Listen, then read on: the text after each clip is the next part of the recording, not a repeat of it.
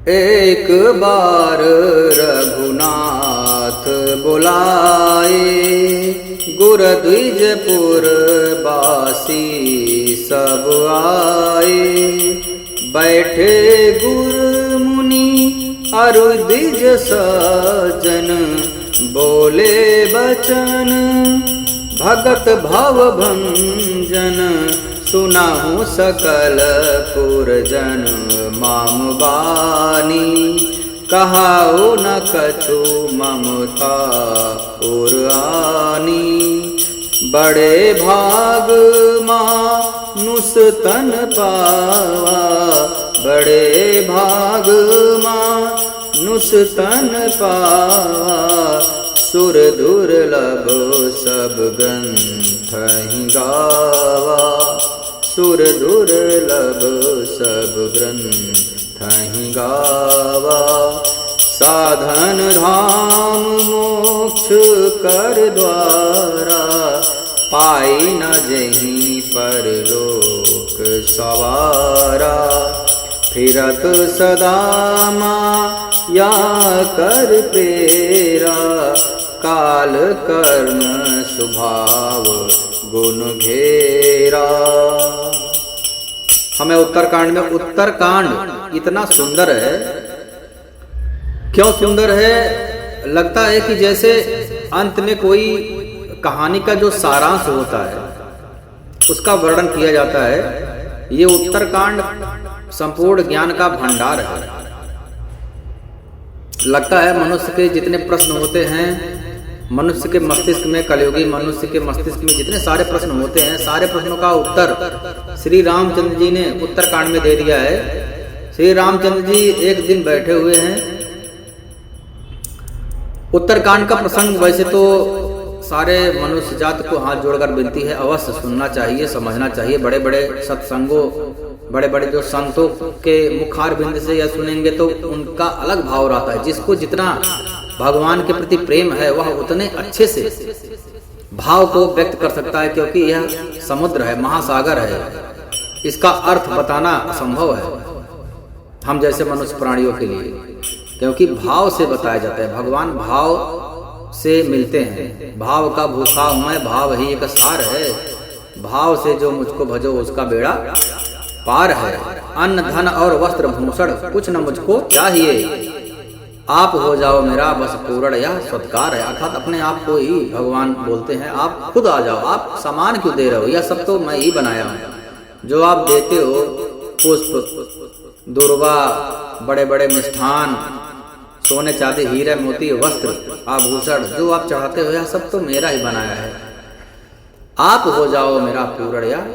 अब भाव बिन सुनी पुकारे मैं कभी सुनता नहीं। यदि आप बहुत बड़ा दिखावा करके मुझे परोसोगे भी तो मैं उसको ग्रहण करने वाला नहीं हूँ। भाव की एक टेर ही करती मुझे लाचार है। आप सूखा पत्ता एक भाव से दे दो, आंसू से सींच करके एक सूखा पत्ता दे दो, वह मुझे स्वीकार है।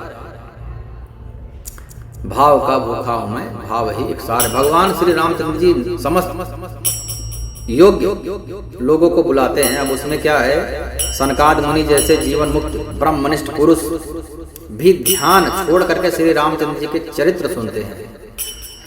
बड़े बड़े ज्ञानी महात्मा भी भगवान का चरित्र सुनते हैं। क्यों? क्योंकि सत्संग भगवान की जो लीला है, लीला में जो लीला से प्रेम उत्पन्न होता है, वह प्रेम बड़े बड़े ज्ञानी मुनि के ध्यान से परे की बात है। यह प्रेम लीला से उत्पन्न होता है। इसलिए तो बोला गया है कि बड़े भाग मानुष तन पावा, सुर दुर्लभ सब ग्रंथन गावा। साधन धाम मोक्ष का द्वारा, पाए न जेह पर लो सवारा। एक मौका मिला है हम लोगों को, मनुष्य का जन्म मिला है। इसमें भी ऐसे ही काम करेंगे जैसे जानवर लोग करते हैं। जानवर भी खाते हैं, हम भी खाते हैं।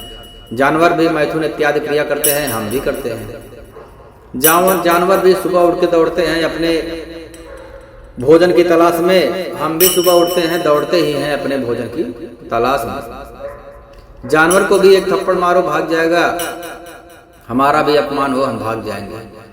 तो हमारे में और जानवर में विशेषता यही है कि हमारे पास विवेक है। और सबसे बड़ी बात तो यह है कि हम भगवान का संकीर्तन कर सकते हैं। मद भक्ता यत्र गायन्ति, भगवान कहते हैं कि मद भक्ता यत्र गायन्ति तत्र तिष्ठामः। मेरे भक्त जहाँ पर मेरा कीर्तन करते हैं वहीं मैं रहता हूँ। मैं गोलोक धाम और साकेत धाम ये सब में नहीं रहता हूँ। मैं तो भक्तों के हृदय में रहता हूँ। जो भक्त मेरा गायन करते हैं, संकीर्तन करते हैं। ईश्वरः सर्वभूतायां हृदयेश्च अर्जुन तिष्ठति।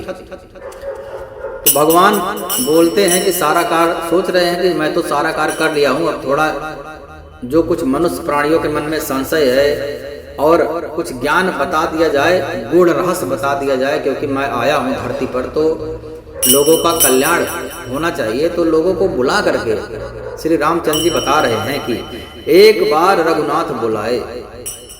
एक बार श्री रघुनाथ जी अपने गुरु वशिष्ठ जी, ब्राह्मण और अन्य सभी नगर वासियों को सभा में बुलाते हैं।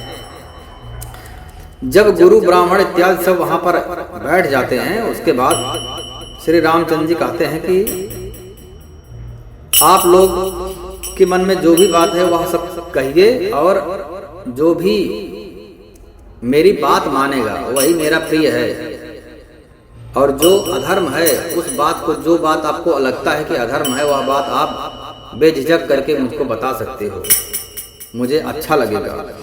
समस्त नगरवासियों को मेरी बात सुनिए। यह बात है कि हृदय में कुछ ममता ला करके मैं नहीं कह रहा हूँ। श्री रामचंद्र जी कहते हैं, या मैं कह रहा हूँ कि कोई संकोच भय छोड़ करके आप ध्यान पूर्वक मेरी बात को सुनो।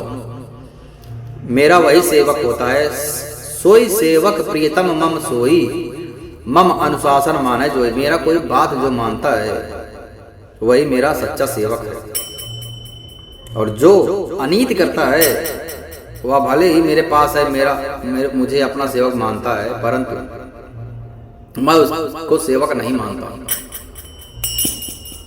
उसके बाद बोलते हैं कि क्या करना चाहिए।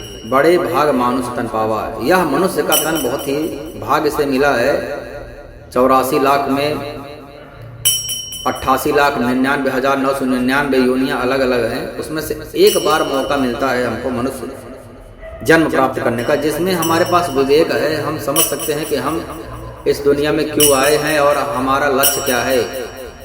इसीलिए तो सत्संग होता है। नहीं बुद्धि में आ रहा है तो संतों से समझ सकते हैं। बहुत भगवान ने बहुत ऐसी लीलाएं किया है। श्रीमद् भागवत गीता उठा करके खुद से पढ़ के समझ सकते हैं। साधारण भाषा में दिया गया है। श्रीमद् भागवत महापुराण है, श्री रामचरितमानस है, बहुत सारा राम कथा है, कृष्ण कथा है, संतों का संग है। तो यदि बुद्धि से नहीं आ रहा है तो संतों के साथ जा कर के समझ सकते हैं कि हम क्यों आए हैं इस दुनिया में, हम कौन हैं, हमारा क्या उद्देश्य है, हम मरेंगे कि नहीं मरेंगे, या फिर मर जाएंगे तो या इतना बड़ा हम घर द्वार और यह सब खड़ा क्यों कर रहे हैं माया जाल, जब हमको जाना ही है 50, 60, 70 साल में। यही श्री रामचंद्र जी बता रहे हैं कि साधन दाम मोक्ष कर द्वारा पाए न जह परलोक सुधा। जब मिल गया है मनुष्य का यौन, हम सब मनुष्य हैं, तब भी हम मोक्ष क्यों नहीं प्राप्त कर रहे हैं। वह परलोक में दुख पाता है, सिर पीट पट करके पछताता है। कौन पछताता है? जिसने भगवान का संकीर्तन नहीं किया। भगवान बता रहे हैं, ज्ञान दे रहे हैं। माया की प्रेरणा से काल कर्म स्वभाव गुण से घिरा हुआ है। यह सदा भटकता रहता है। जो भी प्राणी माया में पड़ गया है वह भटकता ही रहता है। माया अर्थात जैसे जीव है, 3 वस्तुएं बताया गया है। संतगण 3 वस्तुएं बताते हैं, ब्रह्म, जीव और माया। माया हमारे बाईं तरफ है, दाहिनी तरफ ब्रह्म है और बीच में हम हैं। यदि हम बाईं तरफ जाएंगे तो माया की तरफ जाएंगे तो भगवान छूट जाएंगे। यदि हम भगवान की तरफ मुड़ेंगे तो माया छूट जाएगी। अर्थात हमको एक ऑप्शन चुनना है। मामेव ये प्रपद्यन्ते माया मेताम तरंतते। जो मेरी शरण में आता है वह माया मेताम, माया से छूट जाता है। यदि भगवान के शरण में जाओगे तो माया छूट जाएगा। माया अर्थात घर द्वार, गाड़ी मोटर, पुत्र पत्नी, शरीर, सब कुछ छूट जाएगा। भगवान को प्राप्त हो जाएगा वह प्राणी, उसको दिव्य शरीर मिल जाएगा, पार्षद बन सकता है, या फिर भगवान को खुद प्राप्त कर सकता है, भगवान में लीन हो सकता है। उसके अलग अलग भक्ति भाव के ऊपर है। तो भगवान यही उपदेश दे रहे हैं। जो मनुष्य ऐसे साधन पा कर के भी भव सागर से न तरे, जो न तरे भव सागर, नर समाज अस पाई, सो कृत निंदक मंदमती, आत्मा हन गति जाए। वह मंदमती है, उसको इतना मनुष्य का यौन मिला है और अयोध्या में जन्म मिला है, इतने के अलावा भी यदि उसको मुक्ति नहीं मिल रहा है तो वह बहुत ही मंदमती है, वह पागल है। जब परलोक यहाँ सुख चाहे, यदि परलोक में और यहाँ दोनों जगह सुख चाहते हो तो मेरे वचन सुनो, उन्हें हृदय में दृढ़ता से पकड़ करके रखो। यह श्री रामचंद्र जी बता रहे हैं हम लोगों को। वह कौन सी बात है? ज्ञान अगम प्रत्यो आने का, साधन कठिन ना मन कहूँ टेका। ज्ञान जो है दुर्गम है, ज्ञान को प्राप्त करना बहुत दुर्गम है। उसकी प्राप्ति में अनेकों विघ्न हो सकते हैं, उसका साधन कठिन है। तपस्या करना, ज्ञान अर्थात तपस्या करो। बड़े बड़े यह सब कार्य होता था सतयुग त्रेता में, द्वापर में। अभी तपस्या कौन कर सकता है? इस कलयुग में कितने लोग तपस्या कर रहे हैं? तो ज्ञान प्राप्त करना कठिन है। हाँ, तो क्या किया जाए? भक्ति स्वतंत्र है, भक्ति स्वतंत्र सकल सुख खानी। अच्छा, ज्ञान प्राप्त करेंगे तो ज्ञान से क्या होगा? हमको आनंद ही तो चाहिए। ज्ञान से हमारे अंदर भक्ति की उत्पत्ति होगी। भक्ति जो है, भक्ति के पुत्र हैं ज्ञान और वैराग्य। तो जब उनके पुत्र के पास जाओगे तो पुत्र लेकर जाएंगे अपने मम्मी के पास, माता जी के पास। तो ज्ञान हम प्राप्त करेंगे तो ज्ञान लेकर के जाएगा भक्ति के ही पास, क्योंकि ज्ञान बहुत छोटा है। भक्ति माता जी, भक्ति से ही ज्ञान वैराग्य की उत्पत्ति हुई है। और या फिर ज्ञान के मार्ग पर चल करके अंतिम चरण भक्ति ही है। भक्ति, कोई भी बच्चा है वह तब तक रोता रहता है जब तक उसको मम्मी नहीं मिल जाती, उसकी माता जी गोद में नहीं उठा लेती है, तभी तक तो रोता है वो। यदि ऐसा बताओ कि एक बच्चा हो और वह माता को प्राप्त कर ले, माता के बाद भी उससे पूछो बेटा और कुछ चाहिए, क्या बोलेगा वो? मुझे क्या चाहिए? कुछ नहीं चाहिए। उसको मम्मी मिल गई तो खत्म, कहानी खत्म हो गया। वही सबसे आनंद वही प्राप्त होता है। माता की गोद में बोला जाता है कि सबसे ज्यादा आनंद प्राप्त होता है। भगवान श्री रामचंद्र जी कहते हैं भक्ति स्वतंत्र सकल सुख खानी। भक्ति खुद अपने आप में स्वतंत्र है। भक्ति अर्थात भक्ति, जैसे कि अभी क्या बोल सकते हैं, पीएम बोल सकते हैं, वह खुद भी अपना निर्णय ले सकता है। यद्यपि उसमें भी बहुत सारे नियम कानून होते हैं, तो उससे भी बड़ा मतलब अपना कोई भी तोड़ नहीं, कोई किसी की आज्ञा नहीं, एकदम फ्री। भक्ति ही है। भक्ति फ्री कैसे हुआ यदि सोचा जाए सूक्ष्म दृष्टि से, तो भक्ति तो भगवान की भक्ति से उत्पन्न होता है। और जो भक्त होगा, जिसके अंदर भक्ति होगी, वह किसी न किसी की भक्ति करेगा, अर्थात वह दास ही होगा। परंतु उस दास में स्वतंत्रता है, एक अनेक प्रकार की स्वतंत्रता है। भगवान, जिस भगवान में प्रेम होता है उसी भगवान का वह दास होता है ना, तो उसको जो चाहिए वही मिलता है। तो भक्ति स्वतंत्र है, सकल सुख खानी। और कैसे प्राप्त होगा भक्ति? बहुत सारे लोगों का प्रश्न होता है कि भगवान मुझे भक्ति, बहुत लोग जो बहुत उच्च कोटि के संत होते हैं, ध्रुव जी, प्रहलाद जी, तुकाराम जी, ज्ञानदेव जी, नामदेव जी, गोस्वामी तुलसीदास जी, कबीरदास जी, रहीमदास जी, मीराबाई जी, और अभी जो अभी प्रत्यक्ष, अभी जो जीवित हैं उसकी बात करें तो गुरुदेव भगवान श्री प्रेमानंद जी महाराज साक्षात भगवान, भगवत स्वरूप। भक्ति ही तो है, ये सब भक्त ही तो हैं। उसके बाद में श्री जगत गुरु श्री राजेंद्र दास जी महाराज, श्री प्रेम भूषण जी महाराज, श्री राघवेंद्राचार्य जी महाराज, श्री बहुत सारे महाराज जी हैं, सब बड़े बड़े संत हैं, सब भक्त ही तो हैं। और सबको पूछो क्या चाहिए तो बोलेंगे कुछ नहीं चाहिए, क्योंकि उनको जो बड़े बड़े संत हैं सबको भगवान के दर्शन हो चुके हैं, उच्च कोटि के हैं, सबके ऊपर भगवान की कृपा है। तो भक्ति स्वतंत्र है, कैसे मिलेगा? भक्ति स्वतंत्र सकल सुख खानी, और बिनु सत्संग न पावहि प्राणी। भक्ति की प्राप्ति के लिए सत्संग की आवश्यकता होती है।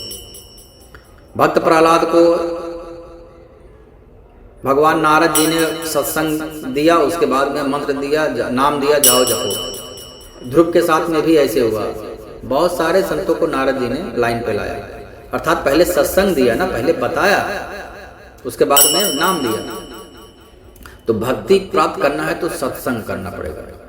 भक्ति स्वतंत्र सकल सुख खानी और बिनु सत्संग न पावे प्राणी।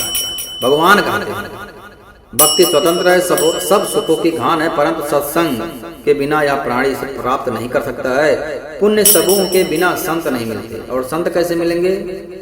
जब हम बहुत सारा पुण्य किए रहेंगे तब संत मिलेंगे। सत्संग की संस्कृति जन्म मरण के चक्र का अंत करती है। जब सत्संग मिल गया तो समझ जाना चाहिए कि अब मोक्ष हमसे दूर नहीं है, अब हमको मोक्ष मिल जाएगा।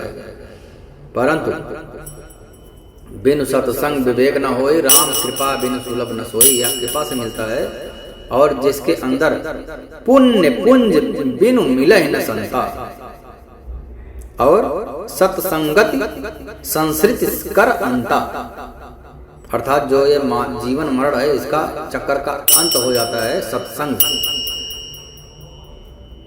यह श्री रामचंद्र जी बता रहे हैं। जगत में पुण्य एक ही है, पुण्य एक जग महु नहीं दूजा, मन क्रम वचन विप्र पद पूजा।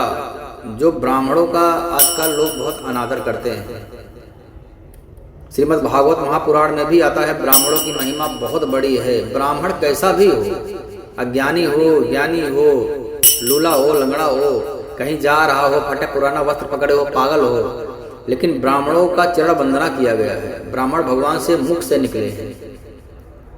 ब्रह्म जानातीत इत ब्राह्मणा, ब्राह्मण हो, ब्राह्मण कुल में जन्म लेना ये अपने आप में बहुत परम सौभाग्य है। जैसे समझ जाओ कि भगवान की तपस्या कर रहे हैं और तपस्या सफल हो गया और भगवान सामने खड़े हैं, बोले मांगो वत्स क्या वरदान चाहिए। इतना लेवल का ये ब्राह्मण के, अच्छे ब्राह्मण के कुल में जन्म लेना माना जाता है। अब यहाँ पर भगवान खुद बोल रहे हैं कि पहले तो भक्ति प्राप्त करना है। भक्ति स्वतंत्र सकल सुख सानी, बिनु सत्संग न पावहि प्राणी। और सत्संग कैसे मिलेगा?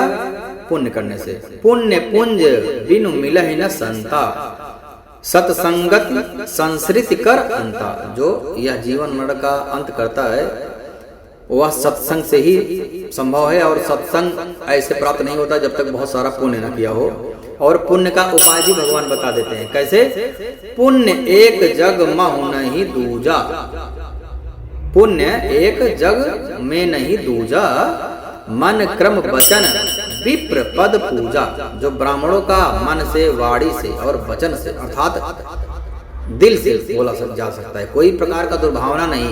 मोह कपट छल छिद्र न भावा, निर्मल मन जन सो मोहि पावा। निर्मल मन से यदि कोई भी ब्राह्मण के पद की पूजा हम लोग कर लिए तो हमको बहुत सारा पुण्य प्राप्त हो जाएगा और भगवान हो जाएंगे खुश।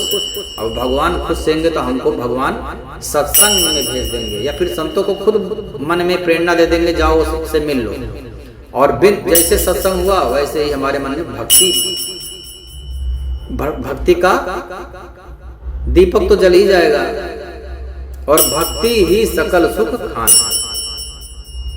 तो यहाँ पर पूरा कहानी का अंत हो गया। हमको क्या करना है और कैसे मिलेगा यह भी भगवान ने, समस्या भी बताया भगवान ने और समाधान भी भगवान ने ही बता दिया। बोलो सियावर रामचंद्र की जय, पवन सुत हनुमान की जय। नमः पार्वती पतये, हर हर महादेव।